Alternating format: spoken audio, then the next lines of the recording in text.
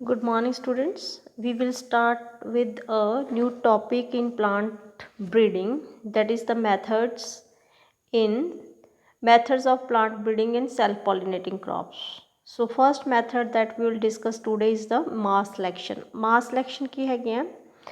In mass selection, a large number of plants of similar phenotype are selected and their seeds are mixed together to constitute a new variety.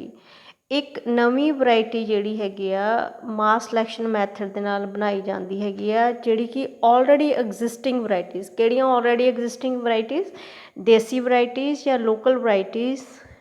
ਤੋਂ ਹੀ ਬਣਾਈ ਜਾਏਗੀ। ਲੇਕਿਨ ਉਹਦੇ ਵਿੱਚ rule ਇਹ ਹੈ ਕਿ ਫਿਨੋਟਿਪਿਕਲੀ ਉਹ ਪਲਾਂਟ ਜਿਹੜੇ ਹੈਗੇ ਆ ਸੇਮ ਹੋਣੇ ਚਾਹੀਦੇ ਹੈਗੇ ਆ, ਉਹਨਾਂ ਦੇ ਸੀਡਸ ਨੂੰ ਕਲੈਕਟ ਕੀਤਾ ਜਾਂਦਾ ਹੈਗਾ, ਮਿਕਸ ਕੀਤਾ ਜਾਂਦਾ ਹੈਗਾ, ਉਸ ਤੋਂ ਇੱਕ ਨਵੀਂ ਵੈਰਾਈਟੀ ਬਣਾ ਦਿੱਤੀ ਜਾਂਦੀ ਹੈ।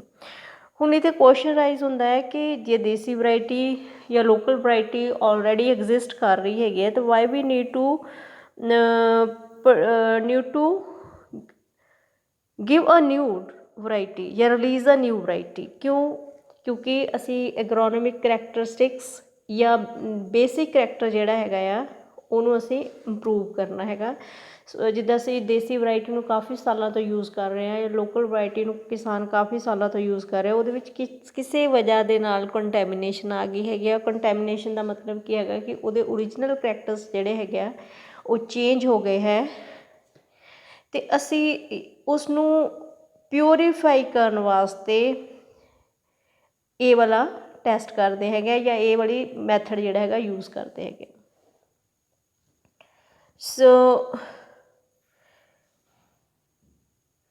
ਸਿਲੈਕਸ਼ਨ ਅਸੀਂ ਕਿਹੜੀ ਕਰਦੇ ਹਾਂ, ਇਹਦੇ ਵਿੱਚ ਬੇਸਿਕਲੀ ਜਿਹੜੇ ਹੈਗੇ ਆ ਕਰੈਕਟਰਿਸਟਿਕਸ ਅਸੀਂ ਲੈਣੇ ਹੈਗੇ ਪਲਾਂਟ 'ਤੇ, ਜਿੱਦਾਂ ਹਾਈਟ ਹੋ ਗਈ, ਉਹਦਾ ਏਅਰ ਟਾਈਪ ਕਿੱਦਾਂ ਦਾ, ਗ੍ਰੇਨ ਕਲਰ ਕਿਹੋ ਜਿਹਾ ਹੈਗਾ, ਗ੍ਰੇਨ ਸਾਈਜ਼ ਕਿਵੇਂ ਆ, ਡਿਜ਼ੀਜ਼ ਰੈਜ਼ਿਸਟੈਂਸ ਹੈ ਜਾਂ ਨਹੀਂ, ਟਿਲਰਿੰਗ ਐਬਿਲਿਟੀ ਕਿੱਦਾਂ ਦੀ ਹੈਗੀ ਆ, ਲੌਜਿੰਗ ਰੈਜ਼ਿਸਟੈਂਸ ਹੈ ਜਾਂ ਨਹੀਂ, ਸ਼ੈਟਰਿੰਗ ਰੈਜ਼ਿਸਟੈਂਸ, ਇਹ ਸਾਰੇ ਜਿਹੜੇ ਹੈਗੇ ਕਰੈਕਟਰਿਸਟਿਕਸ ਨੂੰ ਕੰਸੀਡਰ ਕੀਤਾ ਜਾਂਦਾ ਹੈਗਾ ਜਿਹੜੀ ਅਸੀਂ ਕਿਸ 'ਤੇ ਨਵੀਂ ਵੈਰਾਈਟੀ ਜਿਹੜੀ ਅਸੀਂ ਰਿਲੀਜ਼ ਕਰਨੀ ਹੈਗੀ ਆ। ਹੁਣ ਦ ਪਾਪੂਲੇਸ਼ਨ ਅਬਟੇਨ ਫਰੋਮ ਸਿਲੈਕਟਡ ਪਲਾਂਟਸ। ਹੁਣ ਸਿਲੈਕਟਡ ਪਲਾਂਟ ਮਤਲਬ ਕਿਹੜੇ ਪਲਾਂਟ? ਸਿਲੈਕਟਡ ਮਤਲਬ ਕਿ ਜਿਹੜੇ ਅਸੀਂ ਫਿਨੋਟਿਪਿਕਲੀ ਸਿਮਿਲਰ ਪਲਾਂਟਸ ਹੈਗੇ ਆ ਉਹਨਾਂ ਨੂੰ ਅਸੀਂ ਸਿਲੈਕਟ ਜਿਹੜਾ ਕੀਤਾ ਹੈਗਾ, ਉਹਦੀ ਜਿਹੜੀ ਉਸ ਦੀ ਪਾਪੂਲੇਸ਼ਨ ਅਬਟੇਨ ਹੋਈ ਆ would be more uniform than the original population. ਮਤਲਬ ਜਿਹੜੀ ਫਸਟ ਜਨਰੇਸ਼ਨ ਨਾਲੋਂ ਅਸੀਂ ਕਹਿ ਸਕਦੇ ਕਿ ਸੈਕੰਡ ਜਨਰੇਸ਼ਨ ਜਿਹੜੀ ਹੈਗੀ ਆ ਉਹ ਕੀ ਹੋਏਗੀ, ਜ਼ਿਆਦਾ ਯੂਨੀਫਾਰਮ ਹੋਏਗੀ ਅਤੇ ਉਹਦੇ ਜਿਹੜੇ ਕਰੈਕਟਰਿਸਟਿਕਸ ਹੋਣਗੇ ਉਹ ਜ਼ਿਆਦਾ ਈਜ਼ੀਲੀ ਅਬਜ਼ਰਵੇਬਲ ਹੋਣਗੇ, height, seed colour, presence of ons etcetera. So variety developed through mass selection would have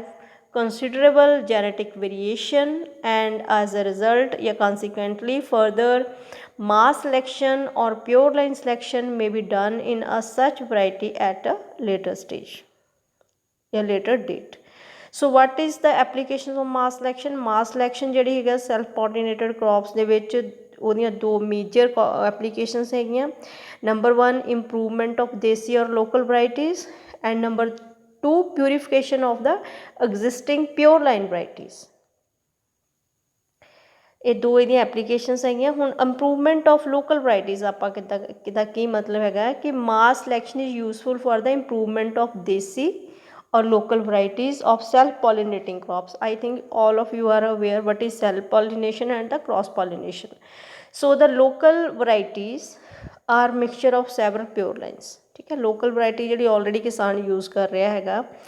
ਉਹ ਕੀ ਹੈਗਾ, ਉਹ mixture of several pure lines ਹੈਗਾ which may differ in flowering, maturing time, disease resistance, plant height. So many of these plant types would be inferior and low yielding and would lower the performance of the local varieties. ठीक है, so elimination of such poor plant types would improve the performance and uniformity of the variety. So the local varieties have been under cultivation for a long time, therefore they would generally be adapted to the local environment. So ਜਿਹੜੀਆਂ already ਦੇਸੀ variety ਜਾਂ local varieties ਹੈਗੀਆਂ ਉਹਦੇ ਵਿੱਚ ਕੀ ਹੈਗਾ, ਉਹ ਕੀ ਹੈਗਾ mixture ਹੈਗਾ, ਕੀ ਤਾਂ ਮਿਕਸਚਰ ਹੈਗਾ ਪਿਓਰ ਲਾਈਨਸ ਵਰਾਇਟੀਜ਼ ਦਾ ਹੈਗਾ। ਲੇਕਿਨ ਉਹ ਸਾਰੀਆਂ ਵਰਾਇਟੀਜ਼ ਪਿਓਰ ਲਾਈਨ ਵਰਾਇਟੀਜ਼ ਦਾ ਜਿਹੜਾ ਮਿਕਸਚਰ ਹੈਗਾ ਉਹਦੇ ਵਿੱਚ ਕੁਛ ਇੱਕ ਡਿਫਰੈਂਸਿਸ ਵੀ ਹੋ ਸਕਦੇ ਹੈਗੇ ਆ ਕਿ ਕਿਸੇ ਦਾ ਮੈਚਿਓਰਟੀ ਟਾਈਮ ਇੱਕ ਦੂਜੇ ਨਾਲ ਡਿਫਰੈਂਸ ਹੋ ਸਕਦਾ, ਡਿਜ਼ੀਜ਼ ਰੈਜ਼ਿਸਟੈਂਸ ਦਾ ਲੈਵਲ ਹੋ ਸਕਦਾ, ਜਾਂ ਪਲਾਂਟ ਦੀ ਹਾਈਟ ਜਿਹੜੀ ਹੈਗੀ ਡਿਫਰੈਂਟ ਹੋ ਸਕਦੀ ਹੈਗੀ ਆ। ਅਤੇ ਇਹਦੇ ਵਿੱਚ ਅਸੀਂ ਕੀ ਕਰਨਾ ਹੈਗਾ, ਮੇਨਲੀ ਜੋ ਇਨਫੀਰੀਅਰ ਵਰਾਇਟੀਜ਼ ਹੈ ਉਹਨੂੰ ਐਲੀਮੀਨੇਟ ਕਰ ਲਾਂਗਾ, ਜਿਨ੍ਹਾਂ ਦਾ ਝਾੜ ਘੱਟ ਹੈਗਾ ਉਹਨਾਂ ਨੂੰ ਅਸੀਂ ਐਲੀਮੀਨੇਟ ਕਰਕੇ ਉਹਦੇ ਤੋਂ ਜ਼ਿਆਦਾ ਪਰਫੋਰਮੈਂਸ ਵਾਲੀਆਂ ਜਾਂ ਬੈਟਰ ਲੋਕਲ ਵਰਾਇਟੀ ਬਣਾਉਣੀਆਂ ਹੈਗੀਆਂ।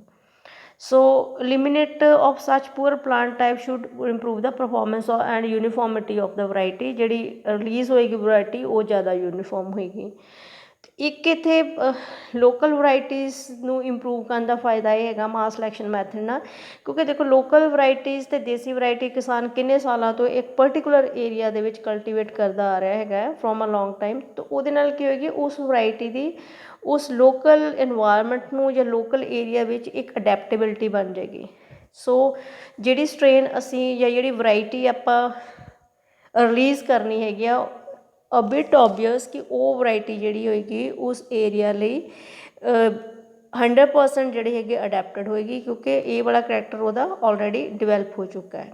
ਸੋ mass selection would improve the local variety without adversely affecting the adaptability and stability. ਮਤਲਬ ਇਹ ਵਾਲੀ ਸਟ੍ਰੇਨ ਕੀ ਹੋਏਗੀ, ਇਹ ਵਾਲੀ ਵਰਾਇਟੀ ਕੀ ਹੋਏਗੀ, ਅਡੈਪਟੇਬਲ ਵੀ ਹੋਏਗੀ ਅਤੇ ਸਟੇਬਲ ਵੀ ਹੋਏਗੀ, because the new variety would be made up most of the superior plant species present in the original variety। So next is the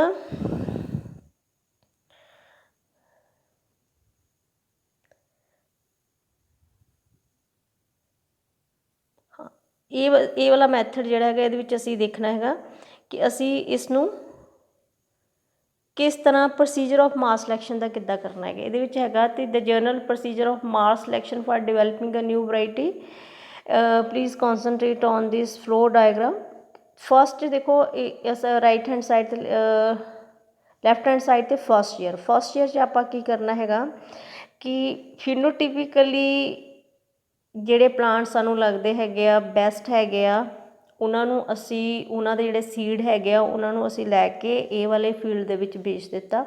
ਜਦੋਂ ਅਸੀਂ ਸੀਡਸ ਜਿਹੜੇ ਹੈਗੇ ਇੱਕ ਸਾਲ ਪਹਿਲੇ ਸਾਲ ਜਿਹੜਾ ਹੈਗਾ ਉਹਦੇ ਵਿੱਚ ਅਸੀਂ ਉਗਾਉਣ ਤੋਂ ਬਾਅਦ ਕੀ ਕਰਨਾ ਹੈਗਾ ਫੋਰ ਅ ਵੇਰੀਏਬਲ ਪਾਪੂਲੇਸ਼ਨ ਦਾ ਕੀ ਮਤਲਬ ਹੈਗਾ ਕਿ ਉਹ ਵਾਲੀ ਪਾਪੂਲੇਸ਼ਨ ਜਿਹੜੀ ਹੈਗੀ ਆ ਜਿਹਨੂੰ ਅਸੀਂ ਇੰਪਰੂਵ ਕਰਨਾ ਹੈਗਾ। ਠੀਕ ਹੈ, ਵੇਰੀਏਬਲ ਪਾਪੂਲੇਸ਼ਨ ਨੂੰ ਫਰੋਮ ਅ ਵੇਰੀਏਬਲ ਪਾਪੂਲੇਸ਼ਨ ਕਿ ਆਲਰੇਡੀ ਦੇਸੀ ਵਰਾਇਟੀ ਹੈਗੀ ਆ ਉਹਦੇ ਵਿੱਚ ਕੁਛ ਇੱਕ ਵੇਰੀਏਬਿਲਿਟੀ ਆ ਗਈ ਹੈ ਜਿਸ ਨੂੰ ਅਸੀਂ ਇੰਪਰੂਵ ਕਰਨਾ ਹੈਗਾ। ਉਹਦੇ ਵਿੱਚੋਂ ਜਦੋਂ ਅਸੀਂ ਉਹਨਾਂ ਨੂੰ ਗਰੋ ਕਰ ਦਿੱਤਾ ਤਾਂ ਅਸੀਂ ਗਰੋ ਕਰਨ ਤੋਂ ਬਾਅਦ 200 to 2000 ਪਲਾਂਟਸ, ਮਤਲਬ ਆਰਬਿਟਰੇਰੀ ਅਸੀਂ ਇਨ ਬਿਟਵੀਨ 200 to 2000 ਪਲਾਂਟਸ ਲੈ ਲਏ with similar but desirable traits are selected. ਇਹਨਾਂ ਦੇ ਵਿੱਚੋਂ ਹੁਣ ਜਿਹੜੇ ਪਲਾਂਟ ਸਾਡੇ ਕੋਲ ਆ ਗਏ ਹੈਗੇ ਜਿਹੜੀ ਕ੍ਰੋਪਸ ਦੀ ਸਾਡੇ ਜੋ ਅਸੀਂ ਸਿਲੈਕਸ਼ਨ ਕਰਨੀ ਹੈ, ਸਿਲੈਕਸ਼ਨ ਅਸੀਂ ਕਿਸ ਦੇ ਬੇਸਿਸ ਕਰਨੇ, ਫਿਨੋਟਿਪੀਕਲੀ ਅਸੀਂ ਕਿਸੇ ਪਲਾਂਟ ਨੂੰ ਦੇ ਸਕਦੇ ਨਾ। ਫਿਨੋਟਿਪੀਕਲੀ ਮਤਲਬ ਕਿ ਅਸੀਂ ਪਲਾਂਟ ਦੀ ਜਿਹੜੀ ਹੈਗੀ ਆ ਟੋਲਨੈਸ ਨੂੰ ਆਪਣੇ ਮਾਈਂਡ 'ਚ ਰੱਖ ਸਕਦੇ ਹੈਗੇ ਕਿ ਉਹ ਟੋਲ ਹੈ ਜਾਂ ਨਹੀਂ ਹੈ, ਜਾਂ ਬਾਕੀ ਜਿਹਨੇ ਐਗਰੋਨੋਮਿਕ ਕਰੈਕਟਰਿਸਟਿਕ ਅਸੀਂ ਪਿੱਛੇ ਦੇਖੇ ਹੈਗੇ ਆ। ਜਿਹੜੇ ਫਿਨੋਟਿਪੀਕਲੀ ਸਿਮਿਲਰ ਸਾਨੂੰ ਪਲਾਂਟ ਲੱਗਦੇ ਹੈਗੇ ਆ ਅਸੀਂ 200 ਤੋਂ ਲੈ ਕੇ 2000 ਪਲਾਂਟ ਜਿਹੜੇ ਹੈਗੇ ਆ ਉਹਨਾਂ ਦੇ ਡਿਜ਼ਾਇਰੇਬਲ ਟ੍ਰੇਟਸ ਜਿਹੜੇ ਹੈਗੇ ਆ ਉਹਨਾਂ ਦੇ ਬੇਸਿਸ 'ਤੇ ਅਸੀਂ ਉਹਨਾਂ ਨੂੰ ਸਿਲੈਕਟ ਕਰ ਦਿੱਤਾ ਜਿਹੜੇ ਸਿਮਿਲਰ ਹੈਗੇ ਆ। ਹੁਣ ਇਹਨਾਂ ਦੇ ਸੀਡ ਸਿਲੈਕਟਡ ਪਲਾਂਟਸ ਦੇ ਅਸੀਂ ਇਕੱਠੇ ਕਰ ਲਏ, ਮਿਕਸ ਕਰਕੇ ਅਸੀਂ ਕੀ ਕੀਤਾ, ਇਹ ਪਹਿਲੇ ਸਾਲ ਦੇ ਵਿੱਚ ਜਿਹੜੀ ਜਨਰੇਸ਼ਨ ਆਈ ਹੈਗੀ ਆ ਉਹ ਜੋ ਵੇਰੀਏਬਲ ਸਾਡੀ ਵਰਾਇਟੀ ਸੀ ਉਹਨੂੰ ਅਸੀਂ ਬੀਜਿਆ ਪਹਿਲੇ ਸਾਲ, ਬੀਜ ਕੇ ਅਸੀਂ ਸੀਡ ਉਹਦੇ ਕਲੈਕਟ ਕੀਤੇ 2 ਤੋਂ ਲੈ ਕੇ 2000 ਪਲਾਂਟਸ ਦੇ ਸੀਡ ਕਲੈਕਟ ਕੀਤੇ। ਕਿਹੜੇ ਸੀਡ ਲਿੱਤੇ, ਜਿਹੜੇ ਕਿ ਸਿਮਿਲਰ ਹੈਗੇ ਫਿਨੋਟਿਪੀਕਲੀ ਔਰ ਉਹਨਾਂ ਦੇ ਵਿੱਚ ਕੋਈ ਸਾਡਾ ਐਗਰੋਨੋਮਿਕ ਕਰੈਕਟਰਿਸਟਿਕਸ ਜਿਹੜੇ ਹੈਗੇ ਆ ਜਾਂ ਡਿਜ਼ਾਇਰੇਬਲ ਟ੍ਰੇਟਸ ਜਿਹੜੀਆਂ ਹੈਗੀਆਂ ਉਹ ਹੈਗੀਆਂ। ਸੈਕਿੰਡ ਈਅਰ ਆਪਾਂ ਕੀਤੇ ਕਿ ਜਿਹੜੇ ਸਿਲੈਕਟਡ ਸੀਡ ਸੀਗੇ ਉਹਨਾਂ ਨੂੰ ਅਸੀਂ planted in a preliminary yield trial. Second year ਅਸੀਂ ਯੀਲਡ ਟਰਾਇਲ ਕਰਨਾ ਹੈਗਾ। ਯੀਲਡ ਟਰਾਇਲ ਜਿਹਨੂੰ ਅਸੀਂ ਕਹਿੰਦੇ ਪ੍ਰੀਲਿਮਿਨਰੀ ਯੀਲਡ ਟਰਾਇਲ ਕਰਨਾ ਹੈਗਾ along with the standard checks ਦੇ ਨਾਲ ਅਸੀਂ ਪ੍ਰੀਲਿਮਿਨਰੀ ਕੀ ਕਰਨਾ ਹੈਗਾ, ਟਰਾਇਲ ਕਰਨਾ ਹੈਗਾ, ਯੀਲਡ ਟਰਾਇਲ ਕਰਨਾ। ਉਹਦੇ ਵਿੱਚ ਅਸੀਂ ਕਰਨਾ ਹੈਗਾ ਕਿ ਫੋਰ ਐਗਜ਼ਾਮਪਲ ਲਓ ਕਿ ਅਸੀਂ ਕਣਕ ਜਿਹੜੀ ਹੈਗੀ ਆ ਦੁਆਬਾ ਰੀਜਨ ਦੇ ਵਿੱਚ ਸਾਡਾ ਜਿਹੜਾ ਏਰੀਆ ਹੈਗਾ ਉਹਨੂੰ ਦੁਆਬਾ ਰੀਜਨ ਕਹਿੰਦੇ, ਦੁਆਬਾ ਇਹ ਰੀਜਨ ਦੇ ਵਿੱਚ ਕੋਈ ਕਣਕ ਦੀ ਵਰਾਇਟੀ ਨੂੰ ਇੰਪਰੂਵ ਕਰ ਰਿਹਾ। ਹੁਣ ਅਸੀਂ ਇਹ ਜਿਹੜੇ ਸਿਲੈਕਟਡ ਸੀਡਸ ਹੈਗੇ ਆ ਇਹਨਾਂ ਨੂੰ ਇਹ 4 ਫੀਲਡ ਹੈਗੇ ਆ। 4 ਫੀਲਡ ਦਾ ਜਿਹੜਾ ਫਸਟ ਫੀਲਡ ਹੈਗਾ ਫਸਟ ਫੀਲਡ 'ਚ ਅਸੀਂ ਕੀ ਲਗਾਉਣੀ ਹੈਗੀ ਆ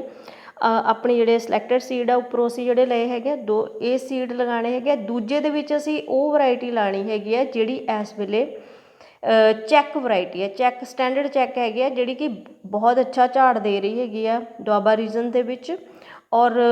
ਕਿਸਾਨ ਨੂੰ ਉਹਦਾ ਫਾਇਦਾ ਹੋ ਰਿਹਾ ਹੈਗਾ। ਠੀਕ ਹੈ, ਫਿਰ ਅਸੀਂ ਜਿਹੜਾ ਤੀਸਰਾ ਖੇਤ ਬਣਿਆ ਹੋਇਆ ਹੈਗਾ, ਸਕੁਅਰ ਬਣਿਆ ਹੋਇਆ, ਤੀਸਰੇ ਖੇਤ 'ਚ ਫਿਰ ਅਸੀਂ ਆਪਣਾ ਜਿਹੜਾ ਹੈਗਾ ਆ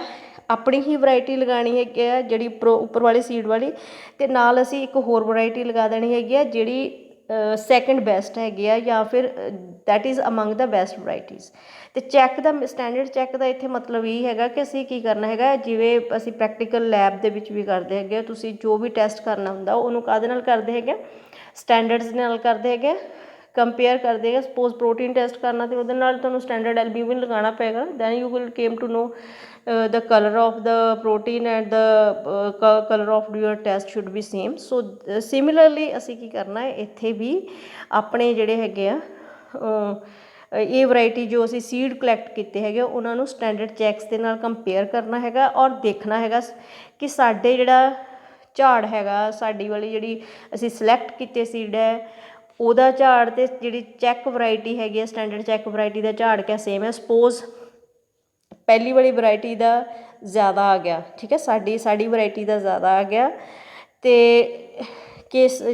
ਸਾਡੀ ਵਰਾਇਟੀ ਦਾ ਜ਼ਿਆਦਾ ਆ ਗਿਆ ਤਾਂ ਅਸੀਂ ਕੀ ਕਰਨਾ ਹੈਗਾ, ਆਪਣੀ ਵਰਾਇਟੀ ਨੂੰ ਸਿਲੈਕਟ ਕਰ ਲੈਣਾ ਹੈ। ਅਗਰ ਨਹੀਂ ਆਉਂਦਾ ਹੈਗਾ ਫਿਰ ਸਾਡੀ ਵਰਾਇਟੀ ਜਿਹੜੀ ਹੈ ਉਹ ਰਿਲੀਜ਼ ਨਹੀਂ ਹੋਣੀ ਮਾਰਕੀਟ ਦੇ ਵਿੱਚ। ਠੀਕ ਹੈ, ਫਿਰ ਸਾਨੂੰ ਹੋਰ ਵਰਾਇਟੀ ਟਰਾਈ ਕਰਨੀ ਪਏਗੀ, ਹੋਰ ਮੈਥਡ ਯੂਜ਼ ਕਰਨਾ ਪਏਗਾ। ਸੋ ਜੀ ਅਗਰ ਇਸ ਵਰਾਇਟੀ ਦਾ ਝਾੜ ਜਿਹੜਾ ਹੈਗਾ ਚੈੱਕ ਵਰਾਇਟੀ ਨਾਲੋਂ ਬੈਸਟ ਆ ਗਿਆ, ਫਿਰ ਅਸੀਂ ਕੀ ਕਰਨਾ, phenotype of the selected population is critically evaluated. ਅਸੀਂ ਉਹਦੇ ਫਿਨੋਟਿਪਿਕਲੀ ਉਹਨੂੰ ਸਿਲੈਕਟਡ ਪਾਪੂਲੇਸ਼ਨ ਨੂੰ ਇਵੈਲੂਏਟ ਕਰਨਾ ਹੈਗਾ। ਇਵੈਲੂਏਸ਼ਨ ਕਰਨ ਤੋਂ ਬਾਅਦ ਤੀਸਰੇ ਸਾਲ ਅਸੀਂ ਕੀ ਕਰਨਾ ਹੈਗਾ, ਇਹ ਅਸੀਂ ਜਿਹੜੇ ਹੈਗੇ ਆ ਸਿਲੈਕਟਡ ਪਾਪੂਲੇਸ਼ਨ ਜਿਹਦੀ ਬੈਸਟ ਵਰਾਇਟੀ ਹੈਗੀ ਆ ਉਹਨੂੰ ਤੀਸਰੇ ਸਾਲ ਆਪਾਂ ਕੀ ਕਰਾਂਗੇ,